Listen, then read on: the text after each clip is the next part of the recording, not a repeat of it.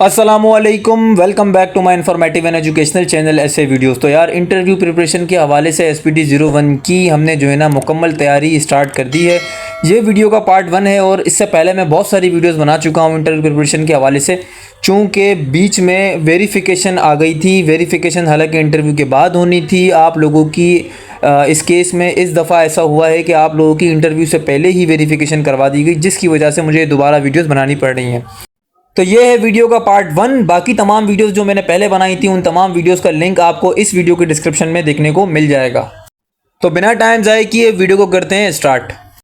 तो सबसे पहले हमें ये समझने की ज़रूरत है कि इंटरव्यू किस बेस पर जो है ना आपका होगा, मतलब उसकी क्या क्राइटेरिया है इंटरव्यू को पास करने का और तमाम तर चीज़ें क्या हैं। देखें, सिंपल सी बात है, इंटरव्यू को पास करने के लिए आपसे 2 एस्से लिखवाए जाएंगे, एक इंग्लिश का होगा और एक एस्से का होगा। एस्से जितने भी होंगे ना इंशाल्लाह मैं आपको वो बता दूंगा। सबसे पहले आपसे एस्से लिखवाए जाएंगे, एक कॉल करेगा जो है ना, एक माइक लगा हुआ होगा, स्पीकर लगा हुआ होगा, उसके ज़रिए अनाउंस कर देंगे कि भाई इंग्लिश के अंदर आप माई फेवरेट पर्सनैलिटी ऐसे लिख दो और उर्दू के अंदर लिख दो माई हॉबी या माई एम इन लाइफ, मेरी ज़िंदगी का मकसद या मेरा मशगला या मेरा एक अजीम दोस्त या एक यादगार सफ़र, कुछ भी आपसे ऐसे लिखवाया जा सकता है। देखें, हमेशा याद रखें, ऐसे लिखवाने का जो बेसिकली मकसद है वो ये है कि वो सिर्फ आपके राइटिंग स्किल्स चेक करना चाहते हैं कि आया कि आप लिख सकते हो या नहीं। ठीक है, आपके पास उर्दू लुगत आपकी कितनी मजबूत है, आपके पास इंग्लिश वोकेबलरी आपकी कितनी मजबूत है, आपके पास कितने अल्फाज हैं, आप कितना अच्छा लिख सकते हो। ठीक है, एक वर्ड अगर आपको दे दिया जाए तो आप उस पर कितने अल्फाज लिख सकते हो। समझ आ रही है बात। वैसे तो 100 अल्फाज लिखने, अगरचे आपका ऐसे का फ्लो मुकम्मल नहीं होगा तो जाहिर से बात है आप 100 से 150 अल्फाज भी लिख सकेंगे। दो ऐसे लिखने होते हैं और दोनों ऐसे लिखने की टाइमिंग है आधा घंटा। आज हम इस पार्ट 1 की वीडियो में बात करेंगे वाइवा के हवाले से। तो वाइवा में पूछे जाने वाले जो सवालात हैं उनके मुताबिक हम करेंगे बात। सबसे पहले जो सवाल पूछा जाता है वो आता है इंटरव्यू में तारुफ का तरीका। ठीक है, अच्छा, बहुत सारे केसेस में ऐसा होता है कि इंटरव्यूअर सबसे पहले आपका नाम पूछता है, भाई आपका नाम क्या है। आप सिंपल कह देंगे मेरा नाम शोएब अख्तर है। उसके बाद आपसे पूछता है आपकी क्वालिफिकेशन क्या है। ठीक है, अब यहाँ पर बात आती है, यहाँ पर कुछ कैंडिडेट क्या करते हैं, सिंपल बताते हैं कि sir I am matric pass या आई एम इंटरमीडिएट पास, कुछ भी XYZ। इस बारे में बाद में बात करूँगा। फॉर एग्जाम्पल, अगर मुझसे पूछते हैं कि व्हाट्स योर क्वालिफिकेशन, तो मैं कहूँगा I have recently cleared my intermediate in science pre engineering in this year. ठीक है ना, ये होता है मुकम्मल जवाब कि मैंने इंटर किया है साइंस प्री इंजीनियरिंग के अंदर। अगर मैं कहता हूँ सिर्फ इंटर किया है तो वो मुझसे अगेन पूछेगा कि किस में किया है, आर्ट्स में, कॉमर्स में, साइंस में। अगर मैं कहता हूँ साइंस में किया है तो कहेगा प्री मेडिकल या प्री इंजीनियरिंग। तो एक ही सवाल का आप ऐसा जामा जवाब दें ताकि उस सवाल का दूसरा पार्ट करके सवाल इंटरव्यूअर को करने की ज़रूरत ना पड़े। ये तमाम चीज़ें इंटरव्यूअर नोट करता है कि आपने सवाल का जवाब कैसे दिया। ठीक है, अब उसके बाद वो आपसे पूछता है फर्दर जो है ना कि आप इससे पहले क्या करते थे। ठीक है, अब कुछ इंटरव्यूअर क्या करते हैं, तारुफ जो आपसे पूछेंगे वो तोड़ तोड़ के पूछेंगे। कुछ इंटरव्यूअर क्या करते हैं, सिंपली आपको कहेंगे इंट्रोड्यूस योर सेल्फ, अपना तारुफ करवाओ। तो उस सूरत में आप ये कहते हैं, देखें, तारुफ मुकम्मल करने के लिए 3-4 चीज़ें हैं जो मैं आपको बता देता हूँ। सबसे पहले आपका नाम, कि सर मेरा नाम शोएब अख्तर है, मैं जो है ना इंटरमीडिएट का स्टूडेंट हूँ या मैंने इंटरमीडिएट पास कर लिया है प्री इंजीनियरिंग साइंस के अंदर फ़लाँ कॉलेज से। मेरी हॉबी है, फॉर एग्जांपल मैं कहता हूँ कि भाई मेरा मशगला है कुतुब बीनी का, मतलब my hobby is reading books. Simple, ठीक है। और उसके बाद मेरा शौक़ है पुलिस फोर्स को ज्वाइन करने का। सिंपल, ख़त्म। आपने अपना तारुफ मुकम्मल कर लिया। आप अगर मशगले तक भी रहते हैं तब भी आपका तारुफ मुकम्मल हो गया। सिंपल। तो भाई तारुफ यहाँ मुकम्मल हो गया। कुछ इंटरव्यूअर जो है ना तोड़ तोड़ के आपका तारुफ पूछते हैं, कुछ मुकम्मल कह देते हैं कि इंट्रोड्यूस योर सेल्फ। ठीक है, दोनों सूरतों में मैंने आपको गाइड कर दिया। उसके बाद जो कैंडिडेट मुझसे सवाल पूछ रहे हैं कि सर इंटरव्यू में सवालात आखिर इंटरव्यूअर कौन कौन से सवालात पूछता है। देखो, एक बात को समझ लो, सबसे पहले जिस भर्ती के लिए आपने अप्लाई किया है वो है मैट्रिक लेवल की। तो मैट्रिक लेवल इस वक्त जो है ना पाकिस्तान के अंदर मेरे हिसाब से सबसे लो क्राइटेरिया है, सबसे लो क्राइटेरिया है ना।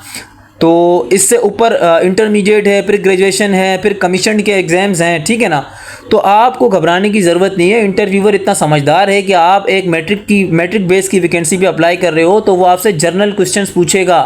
ठीक है, अब मैं आपको बताता हूँ वो सवाल कहाँ कहाँ से हिट करेगा। फॉर एग्ज़ाम्पल, अगर आप उसको अपने तारुफ में कह देते हो कि मेरा मशगला है कुतुब बीनी का, तो वो आपसे फ़ौरन सवाल करेगा ये कौन कौन सी आपकी फ़ेवरेट किताब हैं और कौन कौन से आपके फेवरेट राइटर्स हैं। तो आप ऐसी कोई बात नहीं करना शुरू के अंदर कि जिस बात के अंदर आप खुद ही फंस जाओ, ये बताने का मकसद है। फिर मैंने पहले एक बात की थी कि इंटरमीडिएट बताना है या मैट्रिक बताना है। फॉर एग्जांपल अगर आपने देखें मैट्रिक की भर्ती पे अप्लाई किया तो आप सिंपल उसको मैट्रिक कह सकते हैं, भले ही आपने inter graduation BA BSc master सब कुछ किया हुआ हो, आप उसको मैट्रिक कह सकते हैं और आपने मैट्रिक के डॉक्यूमेंट शो करें, कोई मसले वाली बात नहीं है, ठीक है ना, कोई ऑब्जेक्शन नहीं है, कोई मसला नहीं है। हाँ, अगरचे आप जो है ना अपनी qualification intermediate MSc masters show कर देते हैं तो फिर वो आपसे आपकी फ़ील्ड से मुतल्लिक सवाल पूछेगा। समझ रहे हैं बात को?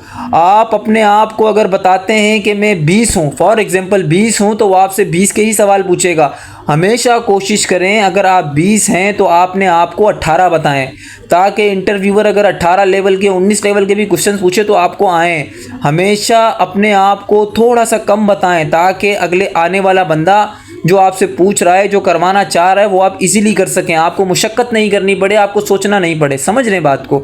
ज़्यादा ओवर कॉन्फिडेंट नहीं रहना है, कॉन्फिडेंट रहना है, बिल्कुल कोई परेशानी की बात नहीं है। लोगों ने डराया हुआ है कि बाबा ऐसा होता है, बाबा वैसा होता है, बाबा में कुछ भी नहीं होता है, सिंपल से बेसिक सवाल होते हैं, आपका कॉन्फिडेंस लेवल चेक किया जाता है, बस सिंपल।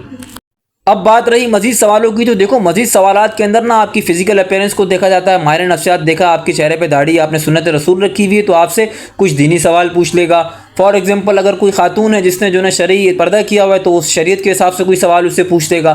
ज़ाहिर है जब एक बंदा एक चीज़ को फॉलो कर रहा है तो उसके पास उसकी नॉलेज भी होनी ज़रूरी है, जाहिर सी बात है ना यार। तो उसके मुताबिक ही वो आपसे सवाल करना शुरू कर देगा, आपकी तालीम से मुतालिक सवाल करेगा।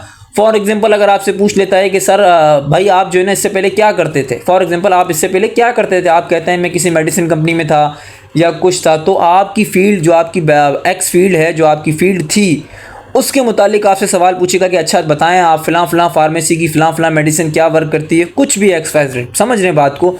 तो बात कहने की ये है कि जितना आप उनको बताएंगे वो आपको उतना हिट करेंगे।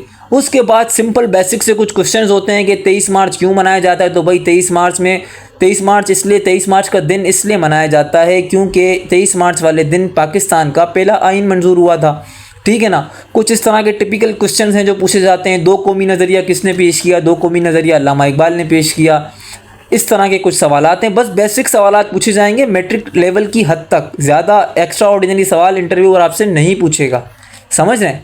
तो जिन लोगों के दिलों के अंदर वाबा का एक खौफ बैठा हुआ है तो वो अपने दिल और दिमाग से खौफ निकाल दें। परेशान होने वाली कोई बात नहीं है, जो सामने इंटरव्यूअर बैठा हुआ होगा वो आपको खाएगा नहीं। आप कोई CSS के पेपर देने नहीं जा रहे हैं, ना कोई आपके CSS का इंटरव्यू है, ना कोई आपके कमीशन का इंटरव्यू है। आप सिंपल एक लो क्राइटेरिया की, मैंने आपको शुरू में ही एक्सप्लेन कर दिया। देखो मेरा काम है आप लोगों को समझाना, आपके दिलों से खौफ निकालना और आपका कॉन्फिडेंट और मज़ीद इम्प्रूव करना, ठीक है ना।